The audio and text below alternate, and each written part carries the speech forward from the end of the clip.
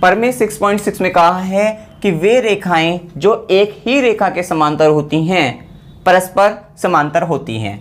ये आपको यहाँ पे प्रमेय सिद्ध करनी है। देखिए पहले आप इसको समझ लीजिए क्या कहा है कि यहाँ पे वे रेखाएं, मतलब वे रेखाएं का मतलब बहुत सारी रेखाएं हैं, हो सकता है एक से अधिक एक तरीके से वे रेखाएं, और वो क्या एक ही रेखा के समांतर। तो वो जिस रेखा के समांतर, पहले एक वो ड्रॉ कर लेते हैं हम यहाँ पे, ये रेखा हमने एक ड्रॉ कर ली। अब इस रेखा के समांतर है वे सभी रेखा जो अगर हम बात कर रहे थे, तो इन्होंने कहा था ना वे रेखाएं जो एक ही रेखा के समांतर है, तो वो एक ही रेखा क्या है, वो ये हमने ड्रॉ कर ली। इसको नाम दे दीजिए, सपोज करिए हमने ए बी नाम दे दिया है। तो अब उन्होंने कहा था कि वे रेखाएं जो एक ही रेखा, अब इस ए बी के इस रेखा के समांतर हम ले लेते हैं, सपोज करिए ये रेखा जो है,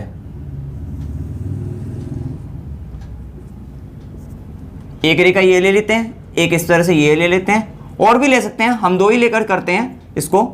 देखिए एल और एम ये नाम हमने दे दिए। उन्होंने क्या कहा था आपको, अब पढ़िए कि वे रेखाएं मतलब एल रेखा और एम रेखा, ठीक है ना, वे रेखाएं जो एक ही रेखा मतलब ए बी के समांतर होती हैं। मतलब जो ये एल रेखा है ये भी ए बी के समांतर है, मतलब एल जो है समांतर है ए बी के, इसी तरीके से एम जो है समांतर है ए बी के। तो ये रेखा जो एक ही रेखा समांतर है परस्पर समांतर, मतलब परस्पर का मतलब कि ये एल और एम जो है आपस में भी क्या होनी चाहिए, समांतर होनी चाहिए। अब इन्होंने कहा एल जो है समांतर है ए बी के, एम जो है समांतर है ए बी के, ठीक है ना, एल भी समांतर ए बी के, एम भी समांतर ए बी के। तो उन्होंने कहा एल और एम जो है ना वे भी परस्पर समांतर होती है, ये आपको सिद्ध करना है। तो यहां पे पहले लिख लेते हैं, दिया है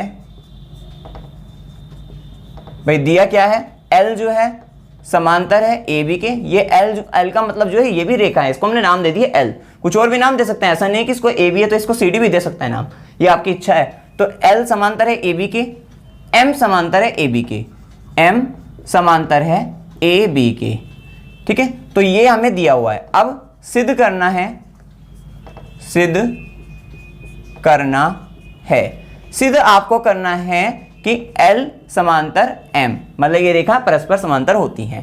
प्रमाण प्रूफ कैसे इसको सिद्ध करते हैं, इसका प्रूफ करने से पहले हम एक इसमें रचना कर देते हैं। देखिए समांतर तो है, मतलब जो भी है। अब इसमें अगर एक तिर्यक रेखा खींच देते हैं, ये हम इसमें एक रचना करते हैं कि यहाँ पर हम एक जो है तिर्यक रेखा खींच देते हैं। बस ये हमने रचना करी, इसको नाम दे देते हैं, एन नाम दे देते हैं। एन नाम की एक तिर्यक रेखा हमने खींच दी, ठीक है। तो यहाँ पर रचना कर देते हैं हम, रचना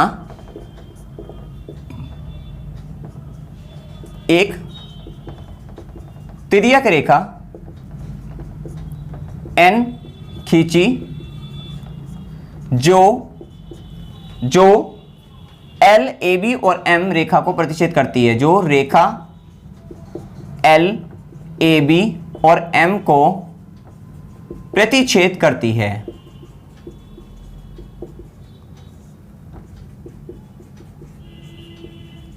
इतना हमने कर दिया। चलिए अब हम इसको सिद्ध कैसे करें। सिद्ध तो एक ही चीज करनी है, सिद्ध हमें करनी है मतलब एक तरीके से समांतर ही सिद्ध करना है, ठीक है ना। हमें समांतर सिद्ध करना है, किसको, एल और एम को। हाँ भाई, समांतर सिद्ध करने के लिए हमें हमेशा बताते हैं अगर किन्हीं भी दो रेखाओं को समांतर करना है तो वहां पे क्या सिद्ध करने होते हैं, बराबर करने होते हैं। हम एकांतर कोण को बराबर कर दें अगर उनके, एकांतर कोण को या फिर संगत कोण को अगर हम बराबर कर दें तो हमारी रेखाएं समांतर सिद्ध हो जाएगी। अब देखिए जैसे ही हमने ये रेखा खींची, ये आपकी तिर्यक रेखा एन, तो यहां पर देखिए ये कोण बनते हैं आपके, ये कोण और ये कोण, इनको नाम दे दीजिए, कोण 1, कोण 2, कोण 3, ठीक है ना, ये कोण बनते हैं। अच्छा ये कोण क्या है, अगर आप सपोज करिए, अब आप सिर्फ बात हम करते हैं एल और ए बी की। देखिए हम क्या करते हैं, चूंकि मतलब यहां पे कर देते हैं, हाँ चूंकि रेखा एल समांतर है किसके, ए बी के, तथा तिर्यक रेखा एन उनको प्रतिच्छेद करती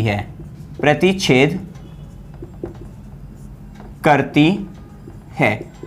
अभी हम सिर्फ इतना लिखे हैं यहाँ पे कि ये जो L है वो AB के समांतर है और N तिर्यक रेखा प्रतिच्छेद करती है, जैसा कि हमने पहले परमेय जो है वगैरह में करा है। तो यहाँ पर क्या होगा, तो यहाँ आपको ये जो कोण दिखे, ये कोण क्या होंगे, आपके बराबर हो जाएंगे। कैसे, संगत कोण हो जाएंगे। तो हम यहाँ पे कह रहे हैं रेखा L समांतर AB तथा तिर्यक रेखा N उनको प्रतिच्छेद करती है, इसलिए कोण 1 बराबर कोण दो के, कोण एक बराबर कोण दो, ब्रैकेट में कर दीजिए क्या है ये, संगत कोण है। कारण अवश्य देना है, किस लिए बराबर हुए, संगत कोण, क्योंकि संगत कोण क्या होते हैं, बराबर होते हैं।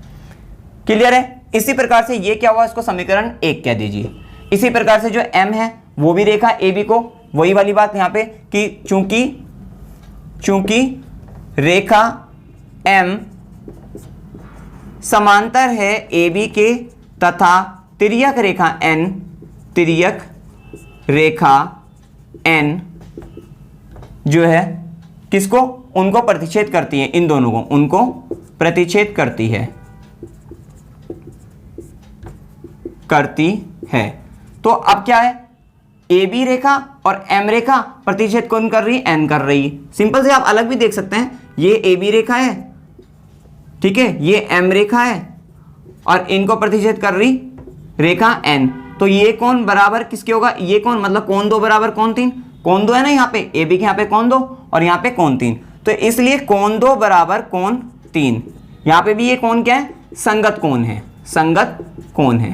अब एक समीकरण 2, समीकरण 1 और समीकरण 2 से अगर आप देखते हैं, ठीक है, कोण 1 कोण 2 के बराबर है, कोण 2 कोण 3 के बराबर है, मतलब ये आपस में क्या हो गई, ये बराबर हो गई एक तरीके से कि कोण 1 बराबर कोण 2 बराबर कोण 3। तो यहां पे से आप कह सकते हो कि कोण 1 समीकरण 1 व 2 से, समीकरण 1 व 2 से आपस में भी बराबर हो गए कि कोण 1 बराबर कोण 2 बराबर कोण 3, और या आप कह सकते हैं कोण 1 बराबर कोण 3, ठीक है, कोण 1 बराबर कोण 3। इससे आप कह सकते हैं जब कोण 1 बराबर कोण 2 बराबर कोण 3, आप कह सकते हो कि ये L जो है वो AB के समांतर है और AB M के, मतलब ये आपस में समांतर है। या आप कह सकते हो क्योंकि कोण 1 बराबर कोण 3 इसलिए रेखा, क्योंकि ये एक क्या है, ये L के पास जो यहाँ पे जो कोण है और ये M जो है यहाँ पर कोण जो है, और ये दोनों रेखाओं का ये जो कोण हो गए, क्योंकि N तिर्यक रेखा है, तो आप कह सकते हैं कोण 1 बराबर कोण 3 जब हुआ तो ये संगत कोण बराबर हो गए कि भाई ये रेखा L हुई, इसको आप अलग से समझ सकते हैं, ये रेखा L हो गई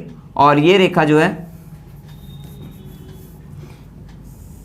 ये रेखा L हो गई और ये रेखा जो है आपकी M हो गई, और ये तिर्यक रेखा, और यहाँ पे कोण 1 है और यहाँ पे क्या कोण 3 है, और ये जब बराबर हुए तो इसका मतलब क्या होगी, रेखा L जो है समांतर है रेखा M के संगत कोण, चूंकि संगत कोण